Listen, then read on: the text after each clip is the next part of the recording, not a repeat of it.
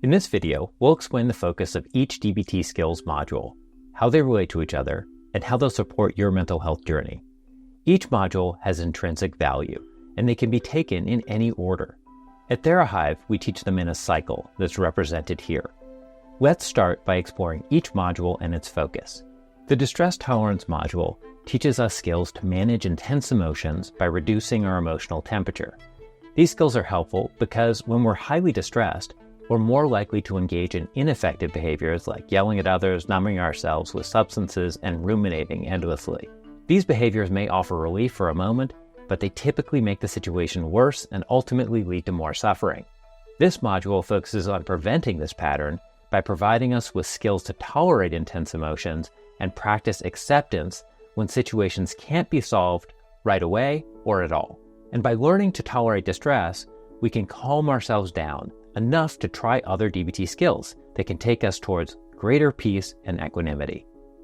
The Mindfulness module teaches us how to be more present in the current moment so that we can be more aware of our thoughts, emotions, and behaviors without judgment. This is important because we can't expect to make effective changes until we have a clear-eyed awareness of our current situation. With mindfulness, we can more readily recognize our patterns of behavior even as we engage in them. This is why mindfulness is the foundation for all other DBT modules. You'll notice that in our module diagram, mindfulness has an inner ring that runs across the other modules.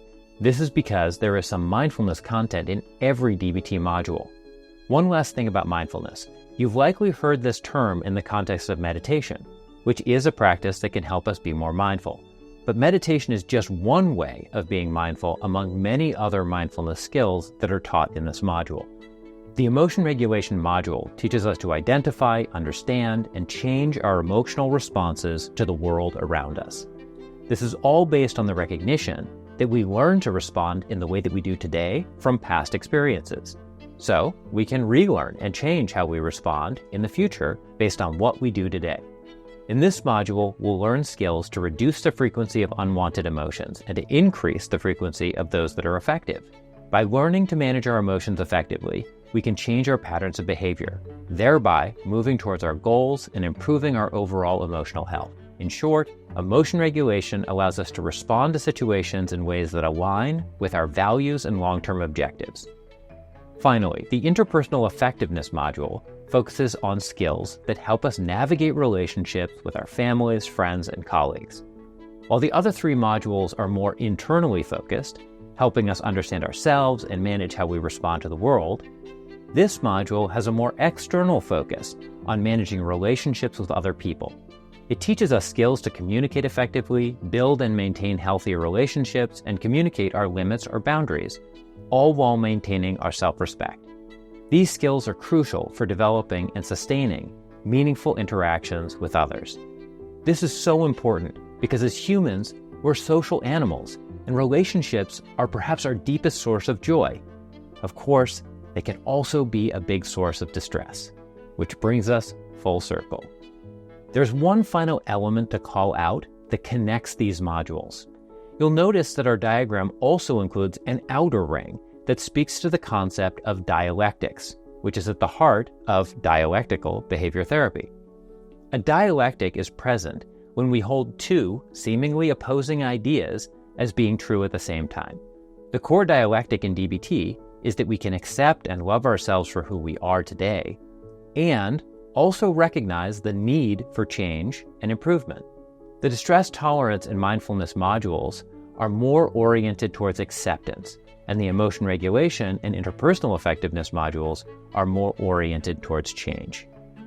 As we've seen, each DBT module contains skills that have a shared focus. However, the power of these skills is most pronounced when they're combined, often across modules. We call combining skills in this way skill stacking. To explain how skill stacking works, let's consider a situation in which one friend is waiting for another to arrive on time in order to make it to a show. Pedro made plans with his best friend Alexis to see his favorite musician of all time in concert. It's 8:30, he's waiting in front of the venue, the band is set to take the stage at 8:45, and Alexis hasn't arrived yet. Pedro hasn't received word from her, and she didn't respond to his text from a few hours earlier expressing his excitement for the show. As time goes by, Pedro is progressing from worry to disappointment, frustration, and even outright anger. He has a barrage of thoughts. Why is Alexis always late? She clearly has no respect for me and my time. We're going to miss this show. I'm going in without her. And maybe she's hurt. Should I call the police? He reflexively brings out his phone and is about to text Alexis a very, very angry message when he remembers his DBT skills. He first practices the stop distress tolerance skill. Pedro stops what he's doing, he takes a step back from the situation and places his phone back in his pocket. He observes his racing heart and clenched jaw, acknowledging his physical and emotional reactions. Then he proceeds mindfully and decides that he needs to bring his emotions down before attempting to communicate. On top of stop, he stacks the tip distress tolerance skills. These skills quickly lower our emotional temperature so that we can think a bit more clearly. Standing outside the venue, Pedro practices the P's of tip: paced breathing and paired muscle relaxation. Having effectively lowered the intensity of his emotions, Pedro's ready to stack on a mindfulness what skill called observe. This will help him non-judgmentally notice what urges he's feeling. Pedro recognizes and acknowledges that he's having an urge to impulsively and repeatedly text his friend with some not very nice messages.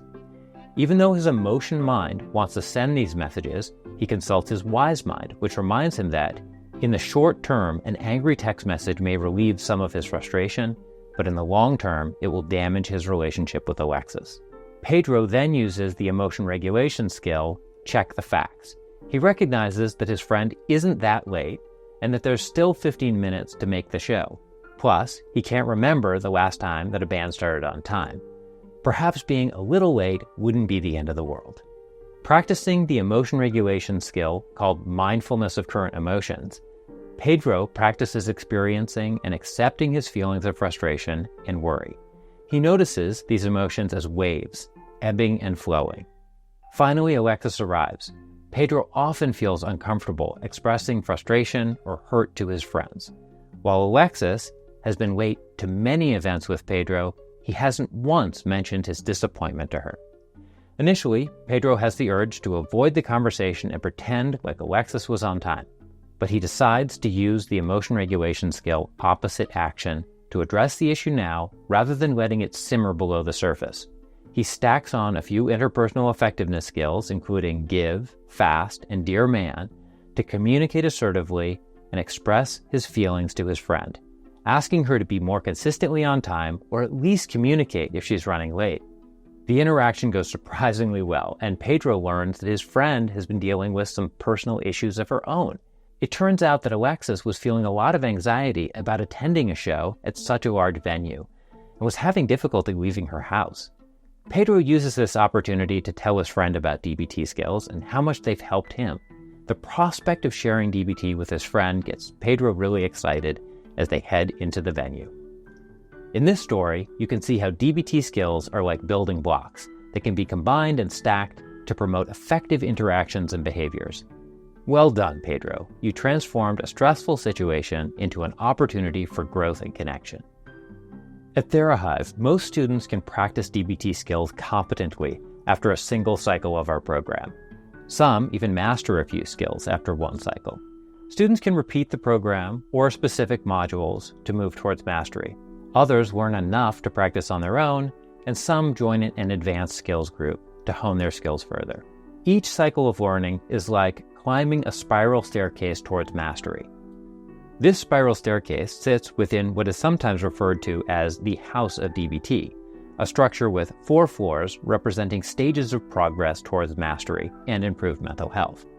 Some people will start learning DBT on the first floor. Others will start on the second or third floor. On the first floor, people focus on the basics of behavioral control. Starting here, they may be highly impulsive, experience intense emotions, and engage in highly ineffective behaviors. On the second floor, they'll work on emotional management, exploring their feelings and understanding their behavioral patterns and what drives them. People here may still feel desperate and isolated at times.